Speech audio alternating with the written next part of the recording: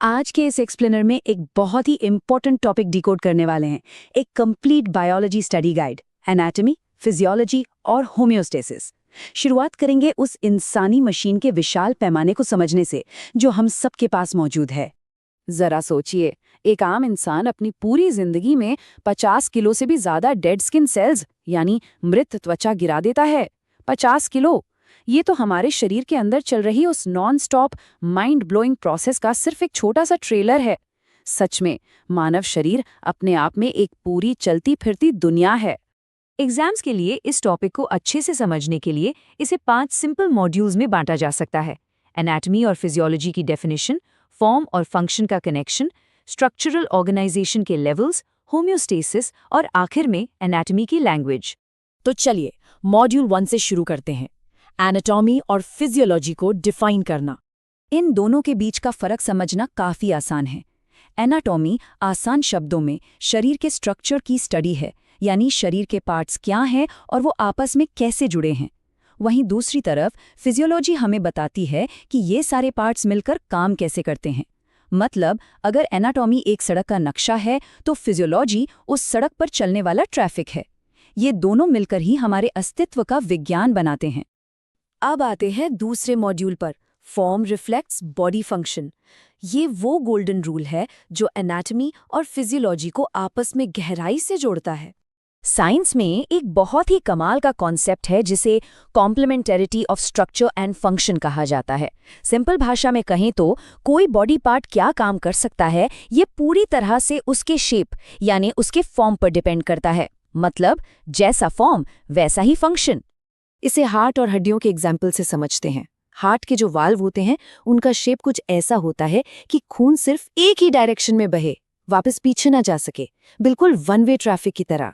और दूसरी तरफ हमारी हड्डियां, ये इतनी हार्ड और स्ट्रांग होती हैं ताकि शरीर के नाजुक अंगों को प्रोटेक्ट कर सके। है ना कमाल?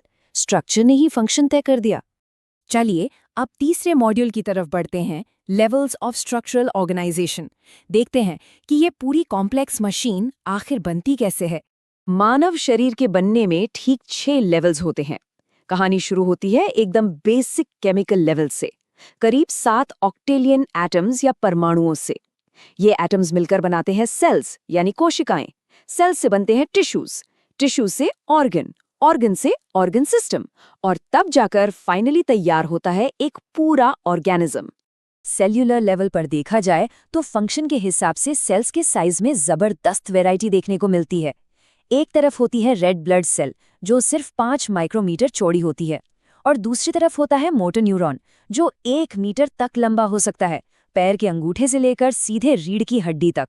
काम अलग तो साइज भी बिल्कुल अलग।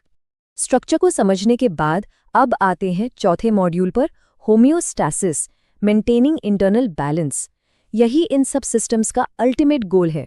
बायोलॉजी में सर्वाइवल का सबसे बड़ा सीक्रेट है होम्योस्टेसिस। ये क्या है? दरअसल बाहर का मौसम या माहौल चाहे जैसा भी हो, शरीर का अपने इंटरनल टेम्परेचर, हाइड्रेशन और ब्लड प्रेशर को एकदम स्टेबल बनाए रखना ही होम्योस्टेसिस कहलाता है। हमारा जिंदा रहना इसी बैलेंस पर टिका है। ये बैलेंस कितना क्रिटिकल है इसे ऐसे समझिए। मान लीजिए कोई बहुत गहरी चोट लग जाए, जैसे कोई धमनी या आर्टरी कट जाए, तो क्या होगा? ब्लड प्रेशर तुरंत गिर जाएगा। ब्लड प्रेशर गिरा तो सेल्स तक ऑक्सीजन पहुंचना बंद। ऑक्सीजन नहीं मिलेगी तो सेल्स एनर्जी नहीं बना पाएंगे, और इसका रिजल्ट होम्योस्टेसिस का परमानेंट लॉस और आखिर में मौत। अब इन क्रिटिकल मेडिकल कंडीशंस को समझने और समझाने के लिए साइंस को एक बहुत ही सटीक भाषा की जरूरत होती है। तो हमारा 5वां और आखिरी मॉड्यूल है द लैंग्वेज ऑफ एनाटॉमी। एक स्टैंडर्ड एनाटॉमिकल पोजीशन से शुरू करें तो शरीर को समझने के लिए उसे अलग अलग इमेजिनरी प्लेन्स में बांटा जाता है। जैसे लेफ्ट और राइट हिस्सों के लिए सैजिटल, थोड़ा ऑफ सेंटर के लिए पैरासैजिटल, आगे और पीछे के लिए कोरोनल और टॉप बॉटम के लिए ट्रांसवर्स। ये एक सर्जन के लिए किसी 3D मैप की तरह काम करते हैं। ब्रॉडली देखें तो बॉडी को 2 मेन पार्ट्स में बांटा जाता है। पहला है एक्सियल पार्ट, एक्सियल, जिसमें सिर, गर्दन और धड़ आते हैं।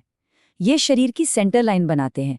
और दूसरा है अपेंडिकुलर पार्ट, अपेंडिकुलर, जिसका मतलब है हमारे हाथ और पैर, जो इस सेंटर लाइन से जुड़े होते हैं। अब कुछ डायरेक्शनल टर्म्स की बात करते हैं। एंटीरियर या वेंट्रल का मतलब होता है शरीर का फ्रंट पार्ट, जैसे चेस्ट की हड्डी, और पोस्टीरियर या डोर्सल का मतलब है शरीर का पिछला हिस्सा, जैसे कि रीढ़ की हड्डी। इसी तरह सुपीरियर या क्रेनियल का मतलब है ऊपर की तरफ। फॉर एग्जाम्पल, हमारा जबड़ा फेफड़ों के सुपीरियर है क्योंकि वो उसके ऊपर है। और इन्फीरियर या कॉर्डल का मतलब है नीचे की तरफ होना, जैसे पेल्विस यानी श्रोणी पेट की इन्फीरियर होती है। शरीर के सेंटर लाइन या मिड लाइन से दूरी नापना भी बहुत जरूरी है। जो हिस्से वर्टिकल मिड लाइन के करीब होते हैं उन्हें मीडियल कहते हैं, जैसे हमारा हार्ट, और जो हिस्से मिड लाइन से दूर साइड की तरफ होते हैं वो लैटरल कहलाते हैं, जैसे हमारे हाथ। जब हम हाथ पैरों की बात करते हैं तो टर्म्स थोड़े बदल जाते हैं। प्रॉक्सिमल का मतलब है वो हिस्सा जो धड़ के जॉइंट के ज्यादा करीब है, जैसे घुटना एड़ी के मुकाबले प्रॉक्सिमल है। और डिस्टल का मतलब है जॉइंट से दूर होना, जैसे कलाई कोहनी से डिस्टल है।